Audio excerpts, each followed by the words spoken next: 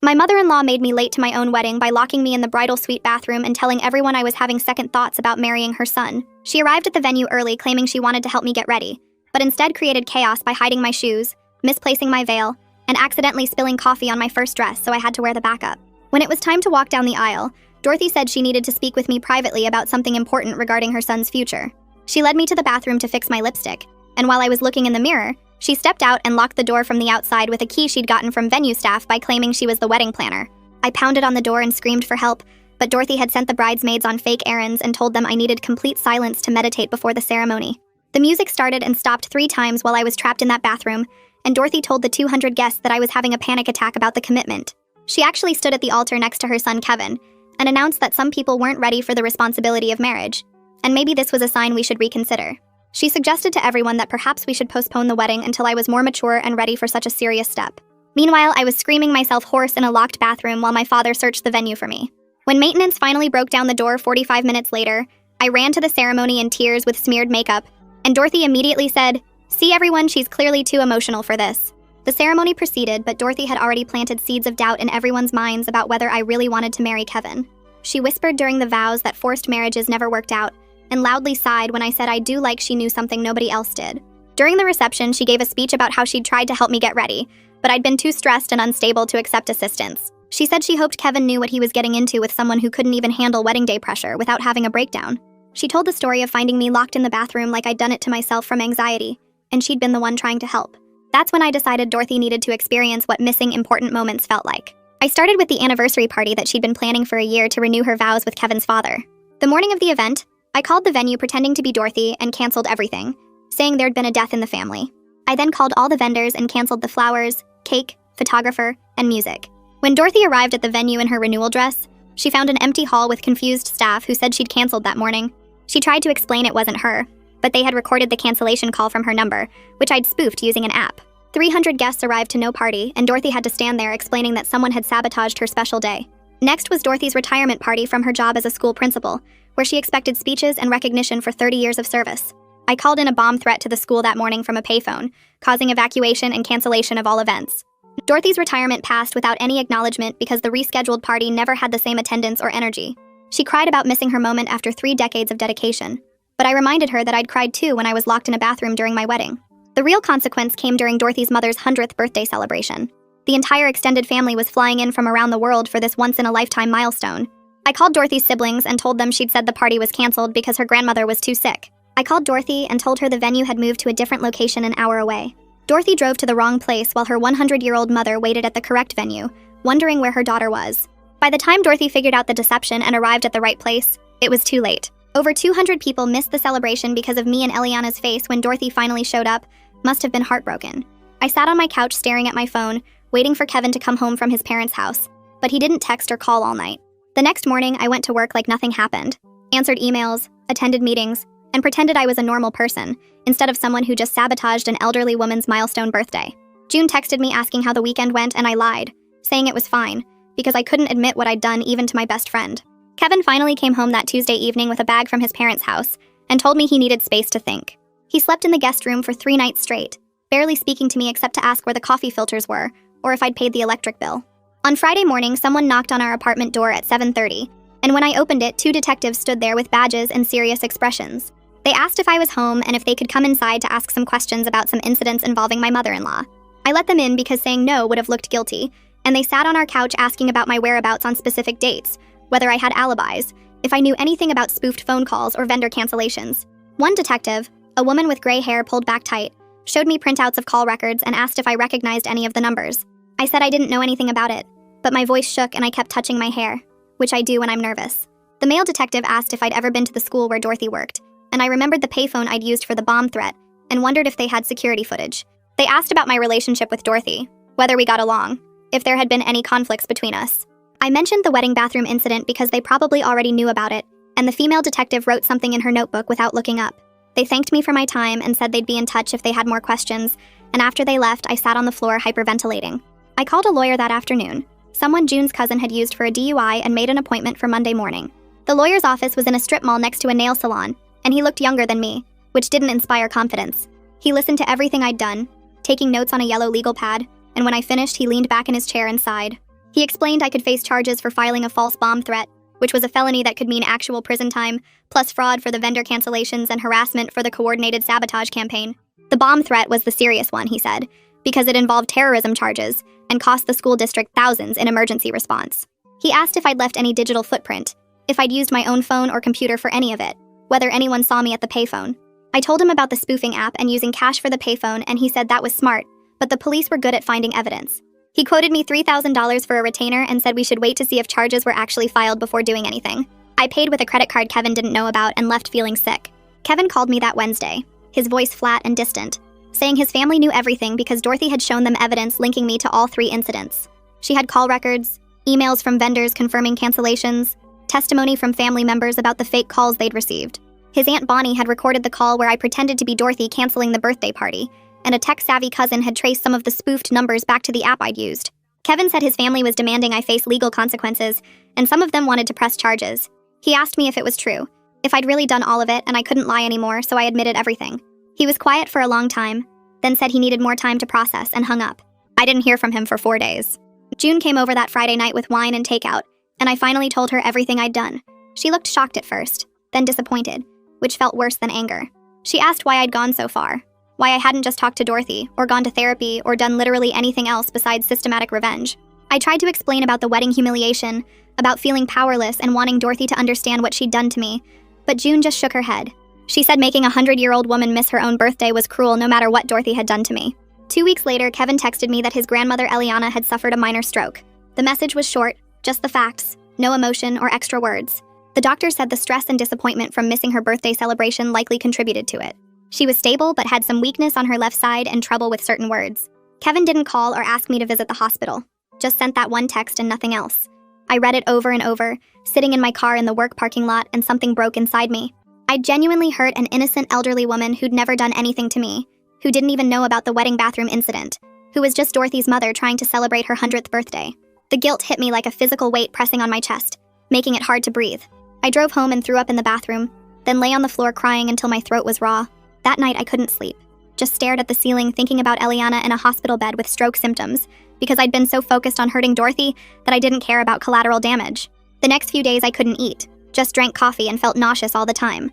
I'd start crying at random moments, in the grocery store or at my desk at work or while brushing my teeth. My boss asked if I was okay and I lied, saying I had a stomach bug. June checked on me daily, but I could tell she was worried about my mental state. Kevin still wasn't coming home or responding to my calls.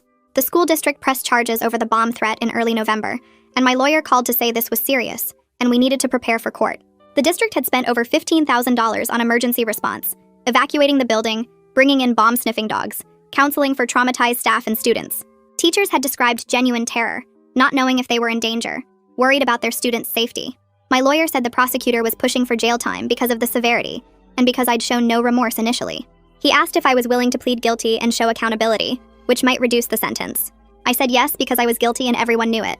Dorothy's lawyer sent a cease and desist letter to my apartment, delivered by certified mail, so I had to sign for it.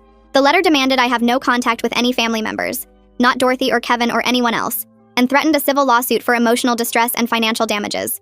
It itemized costs from all 3 sabotaged events, including the venue deposits Dorothy lost, the vendor cancellation fees she had to pay, the cost of rebooking her anniversary party that never happened, and the emotional distress of missing her mother's milestone birthday. The total was over $40,000. I showed the letter to my lawyer and he said Dorothy had a strong case for a civil suit on top of the criminal charges.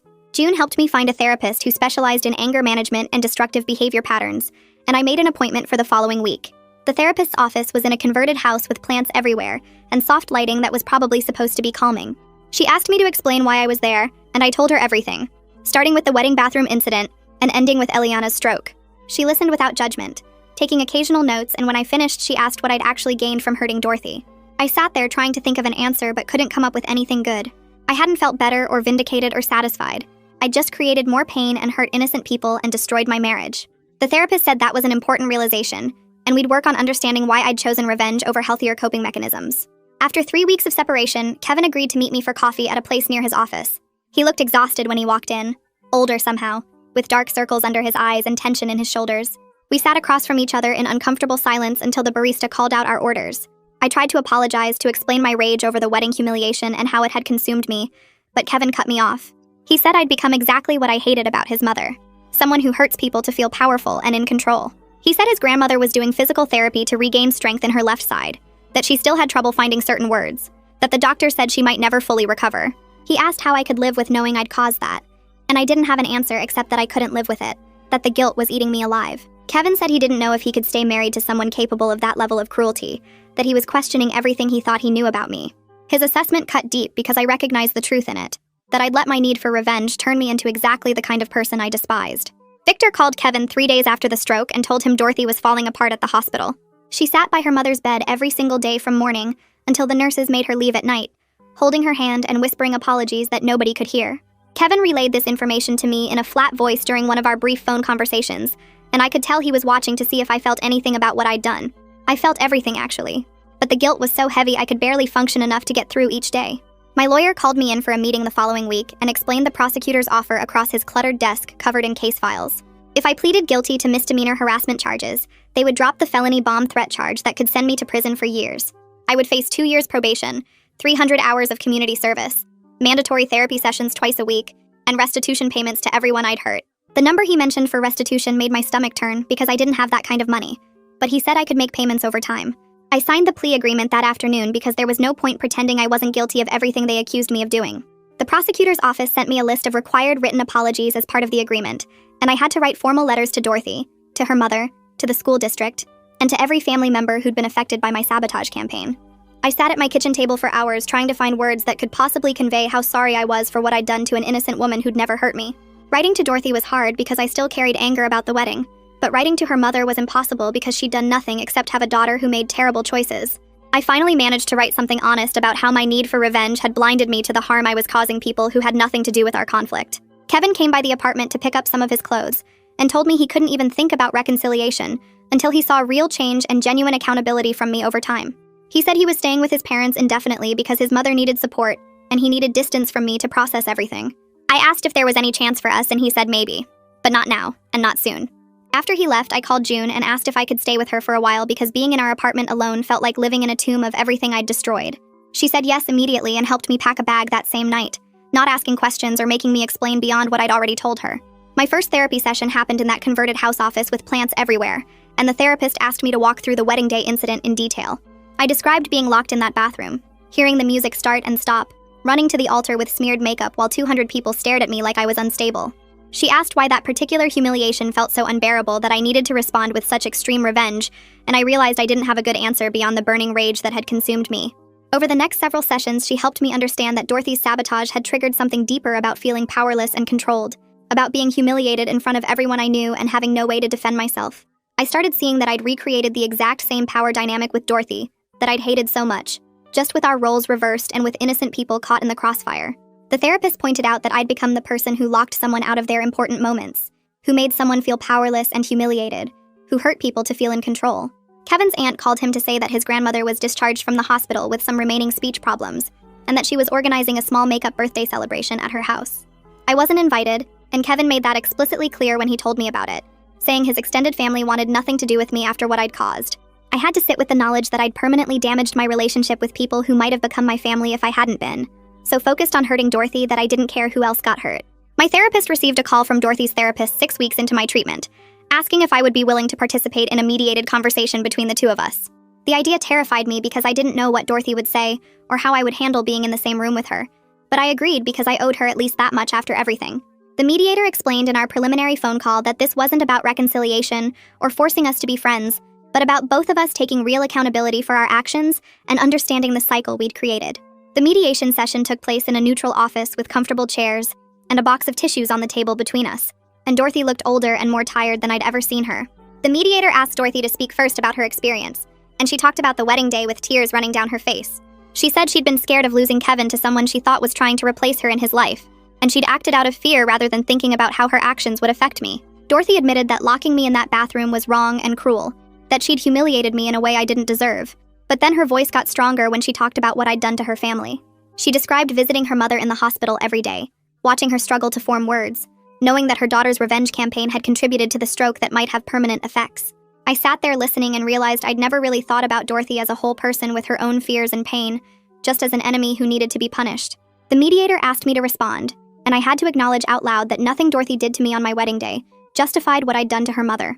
I looked at Dorothy and saw genuine pain in her eyes when she talked about almost losing her mother, about missing that 100th birthday celebration, about the guilt that was eating her alive just like mine was eating me. We were both crying by the end of the session, not because we'd forgiven each other or become friends, but because we finally recognized the real damage we'd caused each other and everyone around us. The mediator helped us see that we'd both acted from fear and hurt, creating a cycle of retaliation that spiraled way beyond what either of us had originally intended. Dorothy said she never meant to humiliate me as severely as she did, that she just wanted to delay things and make me seem nervous, not destroy my wedding day completely. I admitted that I never considered the collateral damage my revenge would cause, that I'd been so focused on making Dorothy suffer that I didn't think about her mother or the school staff or anyone else who got hurt. The mediator called us back 3 weeks later, and this time Kevin came with us. He sat between Dorothy and me in that same neutral office with the tissue box on the table, and his jaw was tight when he started talking. He told us both that he loved us, but he couldn't have relationships with people who hurt others just to manage their own pain. His voice stayed calm, but I could see his hands shaking slightly when he said we both needed to show real change over time, not just apologize and expect everything to be fine.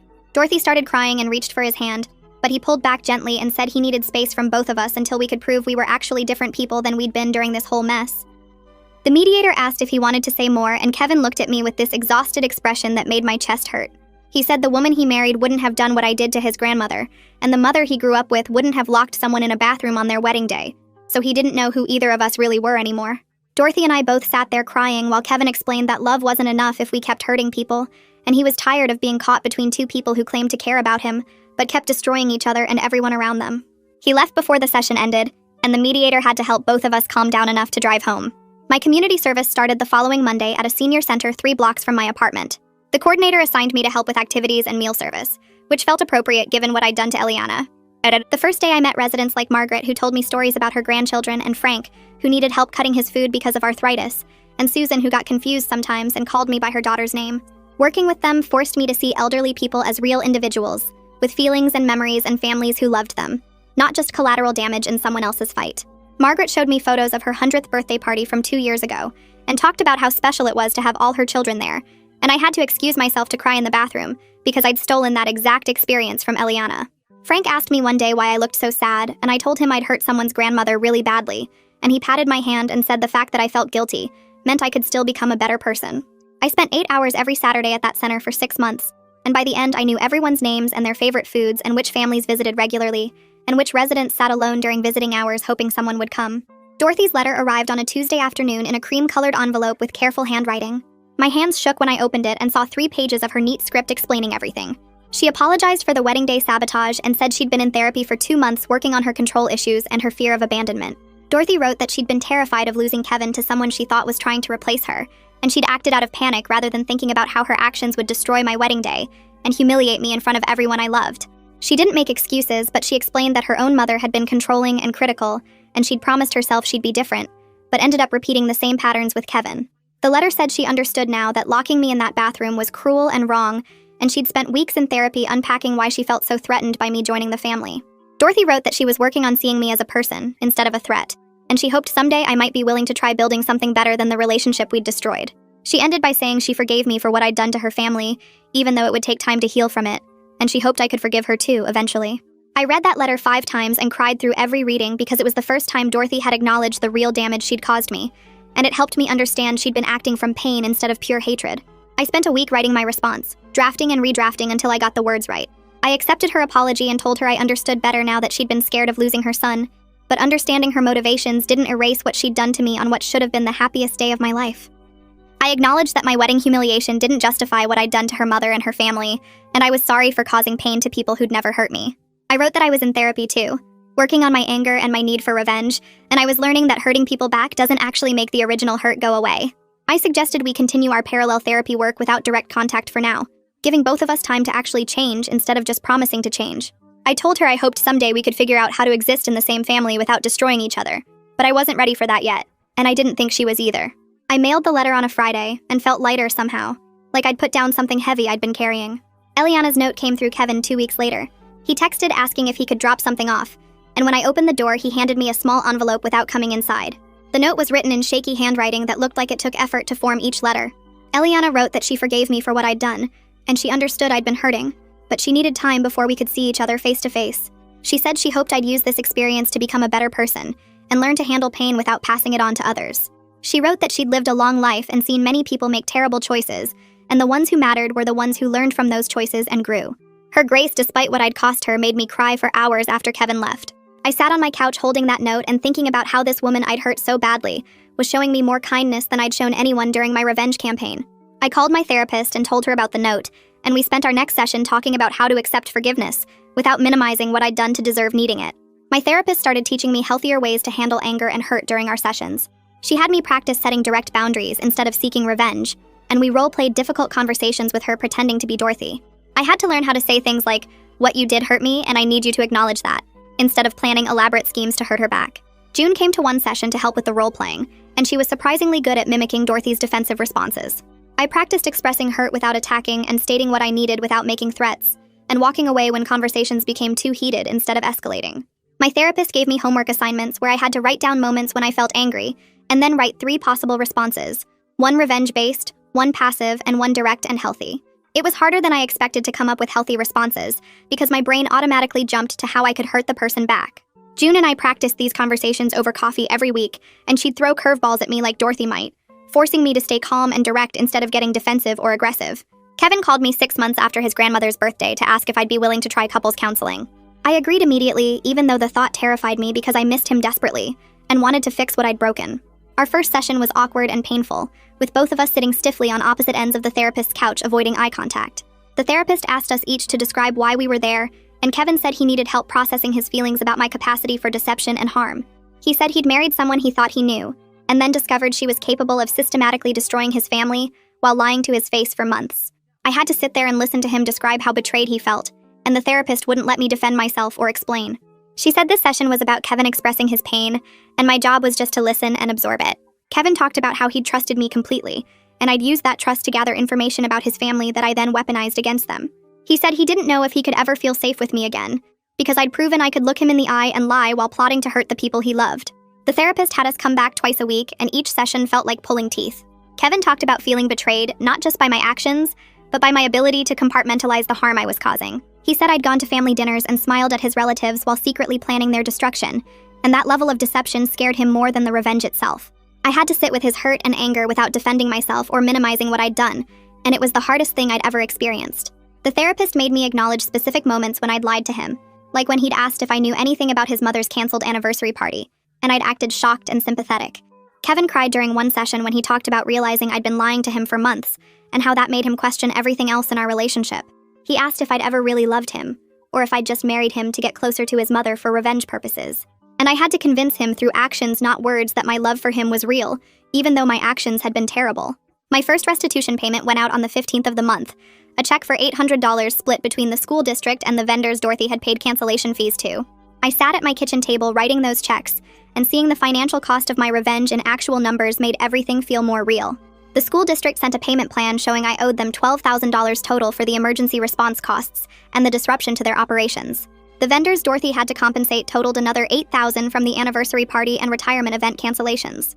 I'd be paying $400 a month for the next 4 years just to cover what my revenge had cost other people financially, and that didn't include my lawyer fees or therapy costs or the damage to my marriage. I looked at my budget and realized I'd have to skip vacations and new clothes and eating out for years to afford these payments, and the concrete reality of that sacrifice felt appropriate somehow.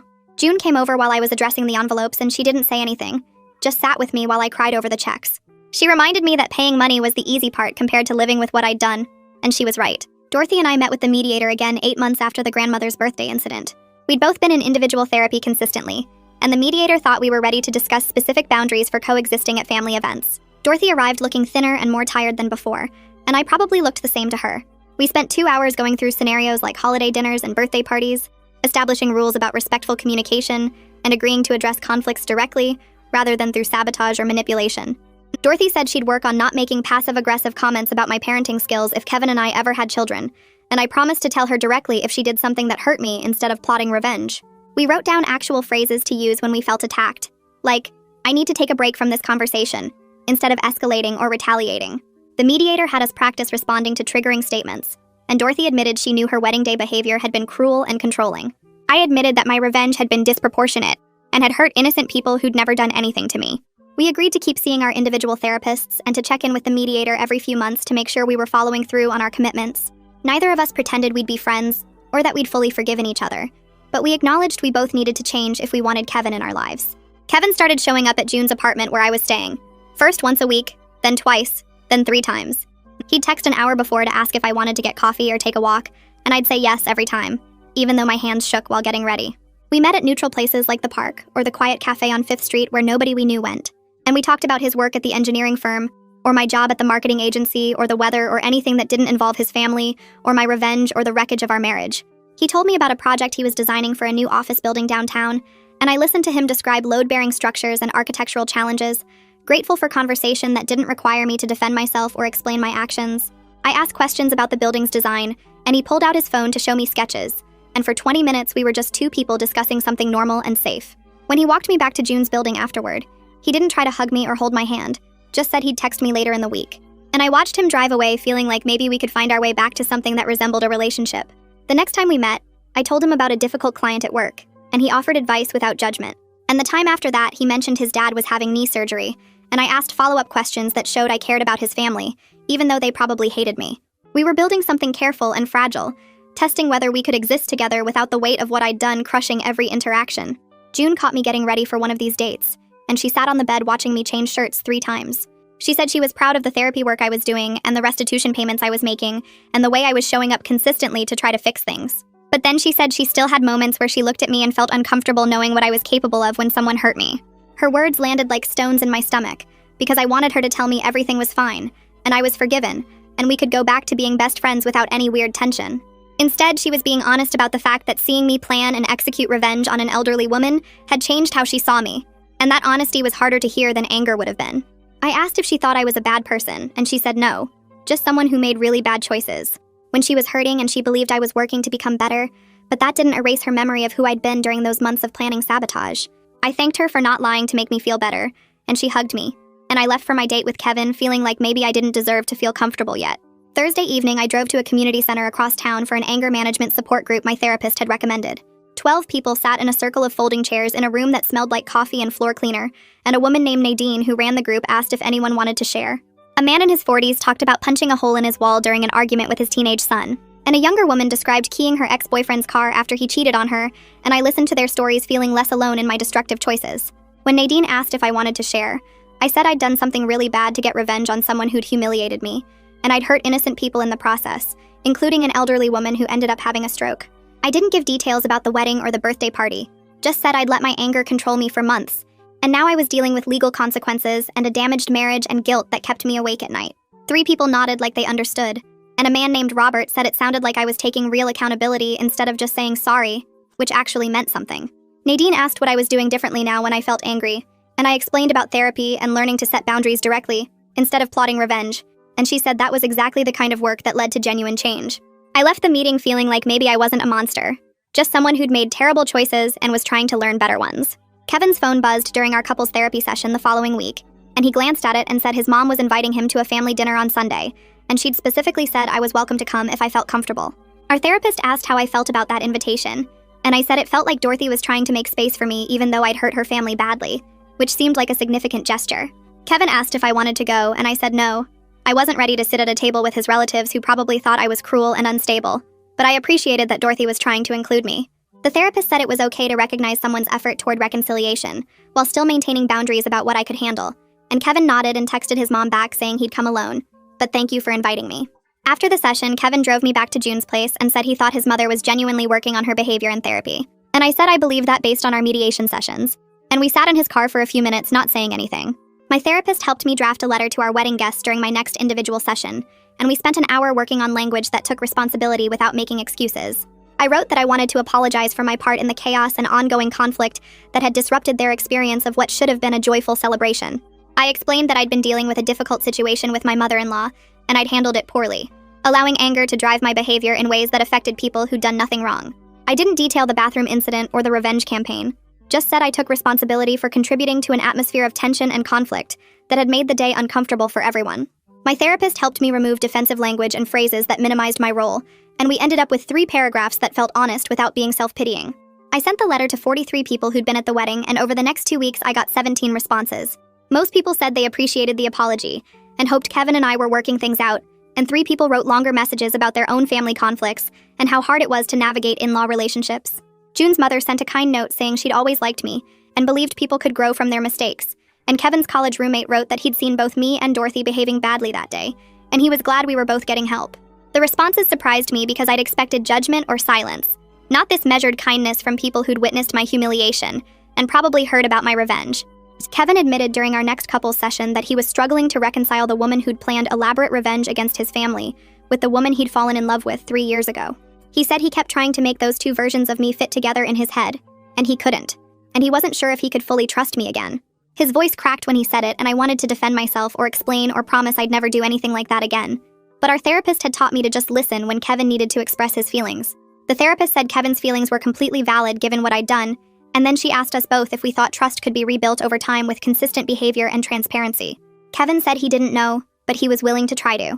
I said, I understood if he couldn't trust me, and I'd keep working on being trustworthy, whether we stayed together or not.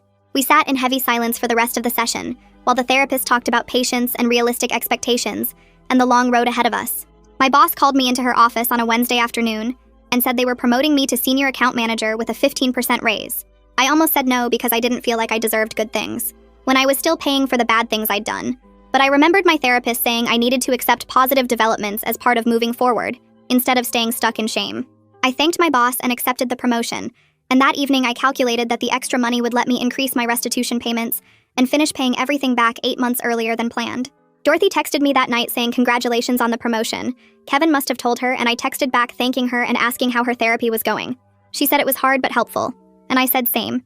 And we had a brief exchange about our therapist's different approaches that felt almost normal. Over the next few weeks, we texted occasionally about therapy progress and family updates, and while we weren't friends or even friendly exactly, there was something like mutual respect developing between us. We both acknowledged in our texts that we were works in progress who'd harmed each other and hurt innocent people, and we were both trying to become better versions of ourselves. Kevin showed me videos on his phone of Eliana at a family gathering, laughing at something Ralph said and talking with Bonnie about her garden. Her speech was clearer than it had been right after the stroke, though she still searched for words sometimes and spoke more slowly than before. I watched the videos feeling genuine relief that she was recovering, even though I knew my actions had contributed to her stroke and the difficult recovery process she'd gone through. Kevin said she was doing speech therapy 3 times a week, and the doctors were optimistic about continued improvement. And I said I was glad, and I meant it. He asked if I wanted to move back in together on a trial basis, and my heart jumped in my chest. I said yes, but I understood we were rebuilding from scratch, and he said that was exactly right.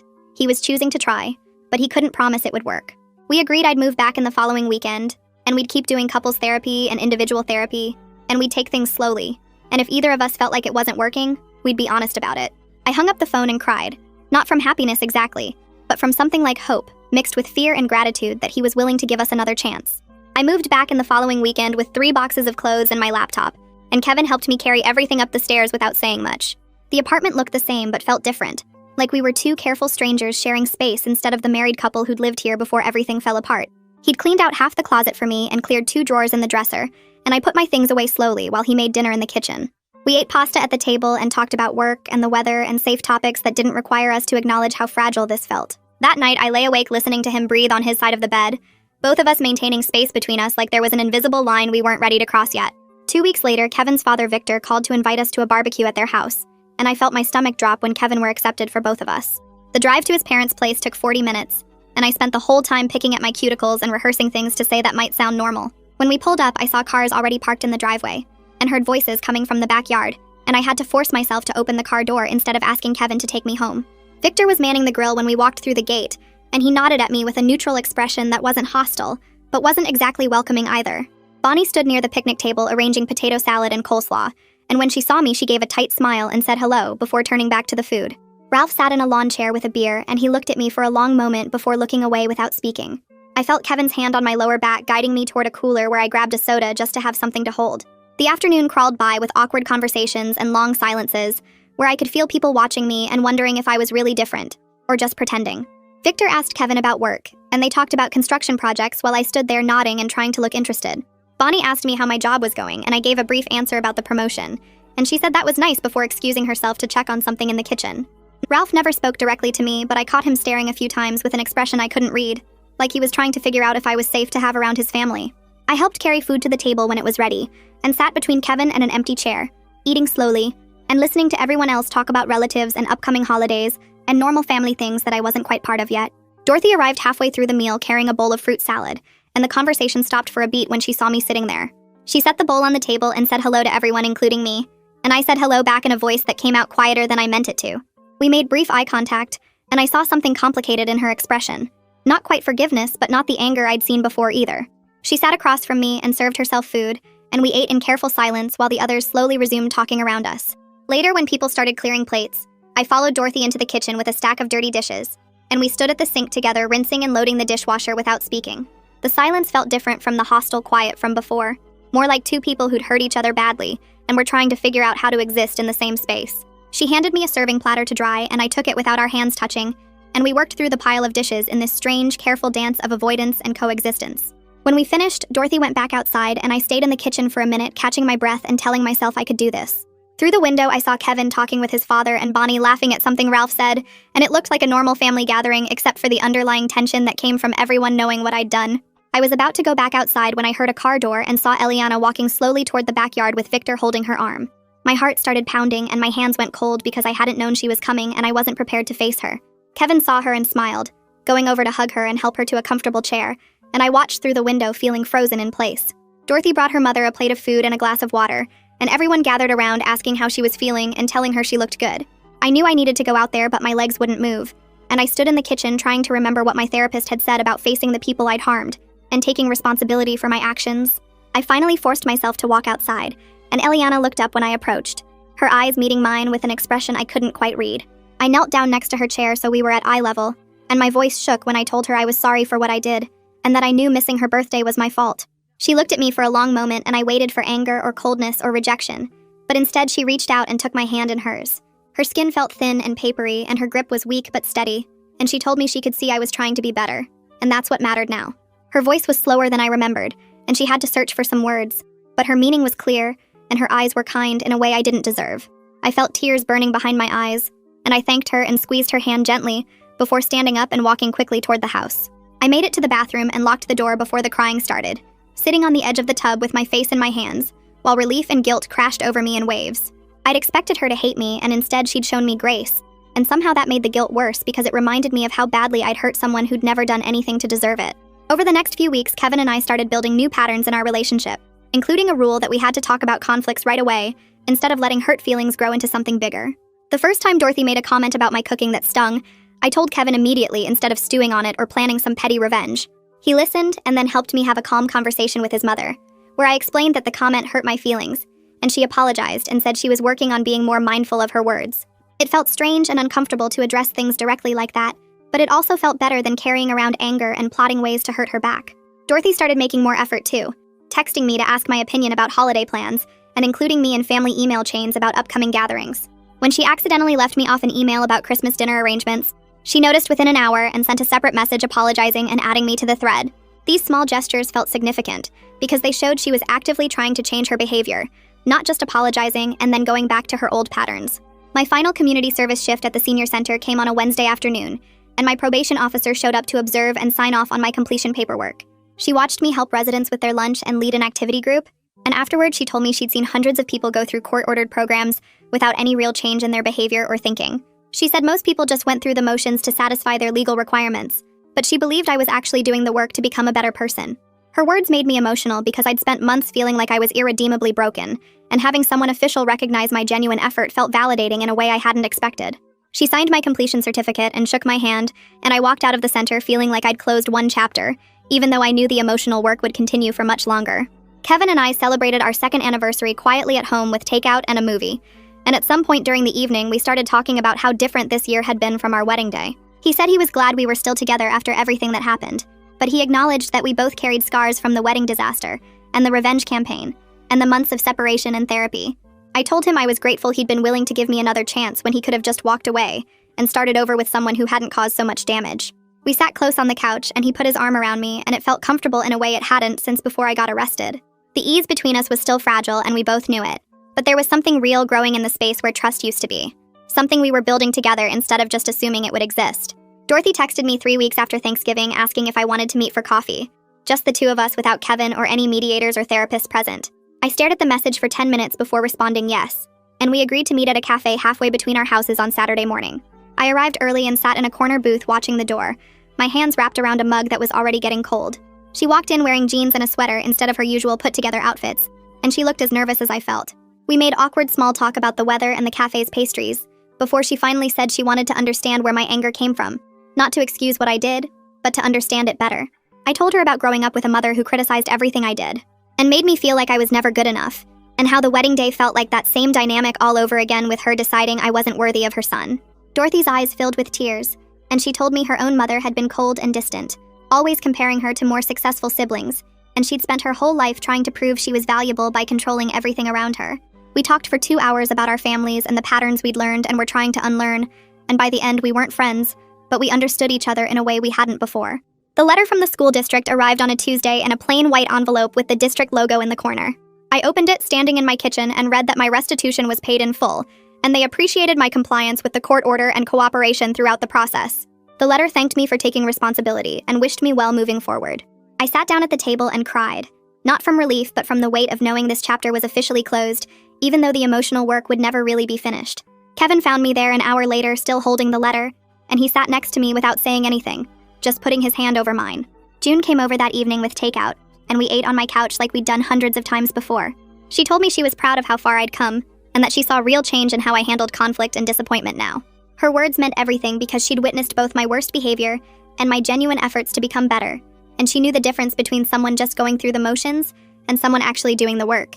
She said I still had a long way to go, but I was moving in the right direction, and that was what mattered.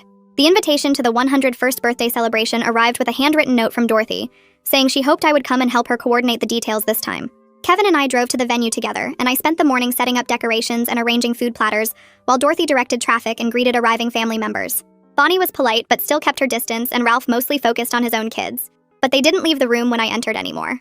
I watched Kevin laugh with his grandmother as she told stories about her childhood, and Dorothy caught my eye from across the room and gave me a small nod. Life wasn't neat or fully resolved, and some family members would probably never fully trust me again, but I was here, and I was trying. Dorothy and I had both come a long way from the people who hurt each other so badly, and we were learning to coexist with our complicated history, while building something more honest going forward.